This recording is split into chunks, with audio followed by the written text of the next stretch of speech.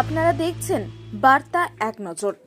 এবছর ৩রা মার্চ থেকে শুরু উচ্চ মাধ্যমিক পরীক্ষা ১৮ মার্চ পর্যন্ত চলবে। ইতিমধ্যে উচ্চ মাধ্যমিক পরীক্ষা সুষ্ঠুভাবে সম্পন্ন করতে জেলা প্রশাসন শিক্ষা দপ্তরের পক্ষ থেকে একাধিক পদক্ষেপ গ্রহণ করেছে পর্ষদ। পরীক্ষার্থীদের সমস্ত রকম সাহায্যের জন্য সহযোগিতার হাত বাড়িয়ে দিয়েছে জেলা প্রশাসন। শিক্ষা দপ্তর সূত্রে জানা গিয়েছে, এবছর মালদা জেলায় উচ্চ মাধ্যমিক পরীক্ষার্থীর সংখ্যা ৩২,৬৫১ জন, মেয়ে পরীক্ষার্থীর সংখ্যা ১৮,৫১৩ জন, ছেলে পরীক্ষার্থীর সংখ্যা ১৪,১৩৮ জন।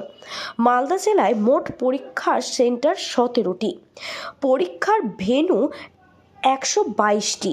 বিগত বছরগুলিতে উচ্চ মাধ্যমিক পরীক্ষায় বিশৃঙ্খলা সৃষ্টি হয়েছে মালদা জেলার কিছু পরীক্ষা কেন্দ্র থেকে।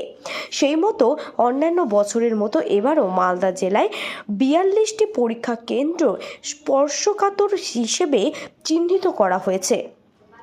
এই ৪২টি পরীক্ষা কেন্দ্রের বাড়তি নজরদারি চলবে।